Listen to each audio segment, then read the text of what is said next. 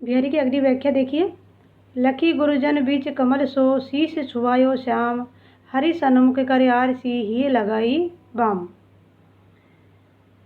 नायक नायिका की चेष्टाओं का वर्णन इन पंक्तियों में किया गया है। नायक ने नायिका को गुरुजनों के बीच में देखकर सिर से कमल को छुआया। श्याम छुआयो शीश, यानी सिर से कमल का स्पर्श किया। यह कमल के स्पर्श करने का भाव यह है कि जो नायिका है उनके चरण कमल के समान सुंदर है, और जो नायक नायिका से प्रेम करता है तो शीश छुआयो, कमल का सिर से स्पर्श करने का मतलब है कि मैं तुम्हारे चरणों को स्पर्श करता हूँ, क्योंकि जो कमल है और उसके चरणों की समानता है। तो यह नायिका के जो चरण हैं उनके स्पर्श से उनका तात्पर्य है। हरि सन्मुख कर आर सी ही लगाई बाम। तो दूसरी ओर नायिका क्या करती है, देखो, हरि सन्मुख कर आर सी, कि नायक के सामने आरसी को यानी कि दर्पण को करके ये लगाई बाम, अपने हृदय से लगा लेती है। तो आरसी को हृदय से लगाने का भाव यह है कि मैं भी तुम्हें अपने हृदय से प्रेम करती हूँ। ठीक है, तो नायिका भी उन्हें अपने हृदय से प्रेम करती हैं और हृदय में उनके लिए ही जगह अंकित है। जगति जनायो जिनि सकल सो, हरि जानो नहीं, जो आँखों सब देखिए आँख न देखी जाई। यहाँ पर भक्ति भाव का उल्लेख किया गया है। जगत जनायो जिनि सकल, कि जिस परमात्मा ने इस संपूर्ण संसार की रचना की है, इस संपूर्ण सृष्टि की रचना की है, सो हरि जानो नहीं, हमने उन्हीं हरि को जानने का प्रयास नहीं किया। जो आँखों ने सब देखिया, जिस प्रकार से हमारी आँखें सब कुछ देख सकती है, लेकिन आँखें ने देखी जाई, लेकिन वो स्वयं को नहीं देख पाती है। हमारी आँखों की क्वालिटी कि हम सब कुछ देख सकते हैं, लेकिन हमारी अपनी आँखें क्या अपने आप को देख पाती है? नहीं। उसी प्रकार से जो परमात्मा है, जिन्होंने हमारी रचना की है, जिन्होंने हमारी सृष्टि की रचना की है, लेकिन हमने उन्हें जानने का प्रयास नहीं किया। तो यह संपूर्ण जगत ब्रह्म का विवर्त रूप है। वह इसे उत्पन्न करता है और वही इसे ज्ञान का विषय बनाता है। परंतु जो परमात्मा है वो ज्ञानातीत है, इंद्रियातीत है, हम इन्हें इंद्रियों के माध्यम से पहचान नहीं पाते। दीर्घ सांस ने ले दुख, सुख साई ने भूल, दई दई क्यों करत है, दई दई सु कबूल। यहाँ पर बिहारी जी सुख और दुख में समान दृष्टि अपनाने का संदेश देते हुए क्या कह रही है, देखो, दीर्घ सांस न ले दुख, कि तुम जो दुख में, यानी कि कई बार हमारी विपरीत परिस्थिति आ जाती है, तो उन विपरीत परिस्थितियों में हम तो लंबी सांस मत ले। सुख साई ने भूल, दूसरी ओर यदि तुम्हें धन संपदा प्राप्त हो जाती है, सुख प्राप्त हो जाता है, तो वहाँ पर तुम साईं को भूलने का प्रयास मत करो। दई दई क्यों करत है, दई दई सु कबूल। अब तुम हाँ देव हाँ देव, दई दई का अर्थ है हाँ देव, इस प्रकार क्यों कर रहे हो, दई दई सु कबूल।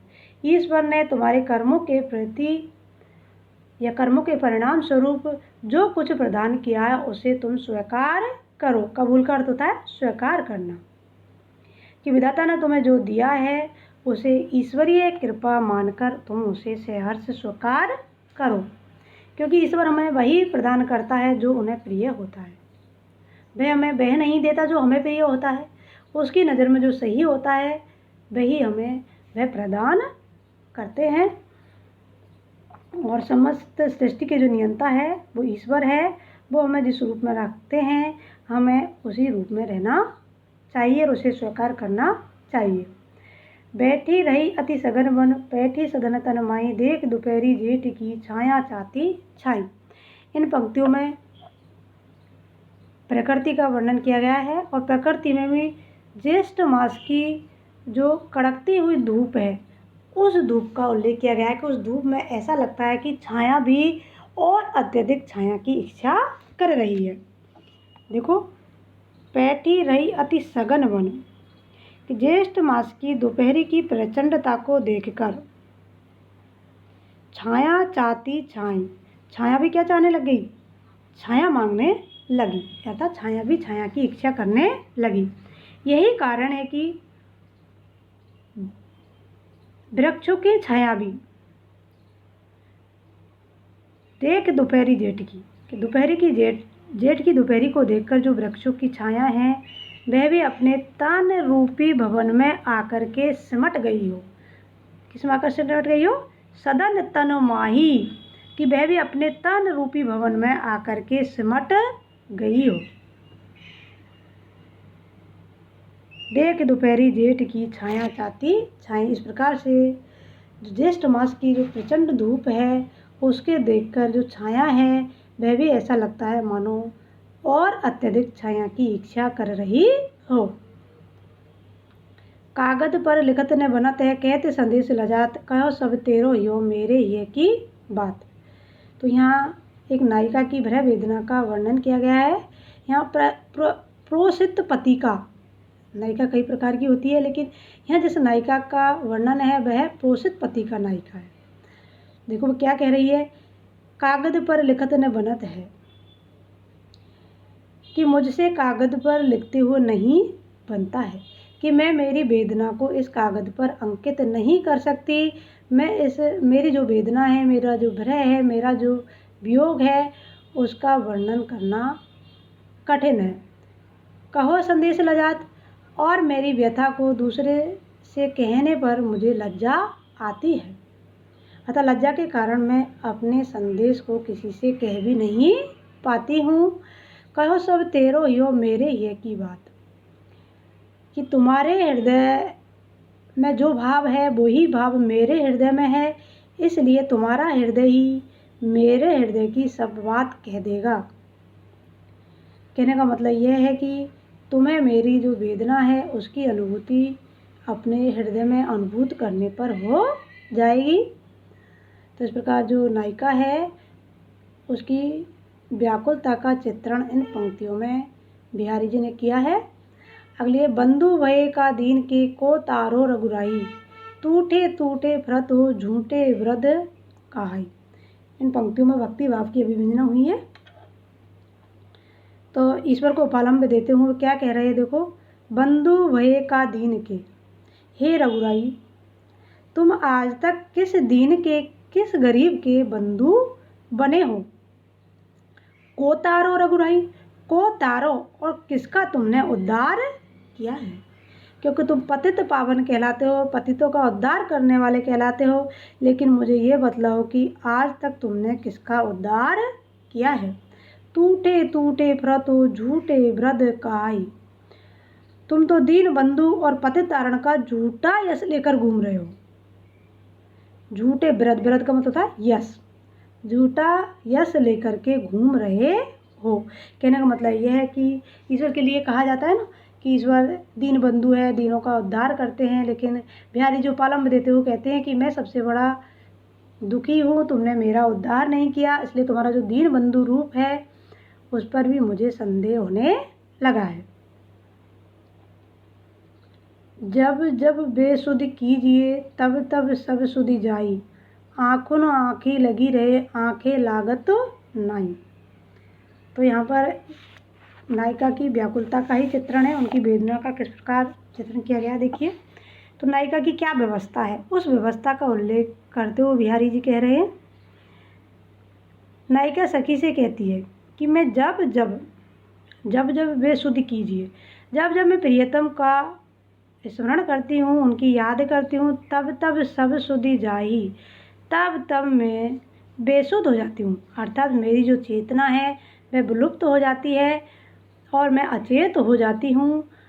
आँखों आँखें लगी रहे आँखें लागत नहीं, जो मेरी आँखें हैं ये प्रियतम की रूप माद्रिका, उनकी रूप छवि का ध्यान करने में ही लगी रहती है या उनका स्मरण करने में ही लगी रहती है। आँखें लागत नहीं, इसलिए मुझे रात्रि में नींद भी नहीं आती। आँखें लागत नहीं मानी मेरी आँख भी नहीं लगती है, कहने का मतलब है कि मुझे नींद नहीं आती है।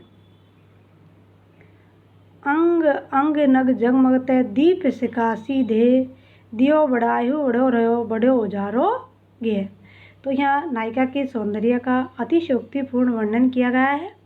अंग अंग नग जगमगे दीप सिकासी दे, कि जो नायिका है वह बहुत अधिक सुंदर है और उन्होंने अंग अंग अपने अंग प्रत्यंगों पर नग नगिनों से जड़ित, है ना, नग जगमगत नग नगिनों से जड़ित आभूषण धारण कर रखे हैं, जिनकी जो कांति है उनसे उनका शरीर दीप शिखा के समान चमक रहा है। दीप शिखासी देह, कैसे चमक रहा है कि ऐसा लग रहा हो मानो दीपक की कोई लौ हो, उस दीपक की लौ की भांति उनका जो शरीर है वह चमक रहा है। दिया बढ़ायो और बड़ो उजारोगे,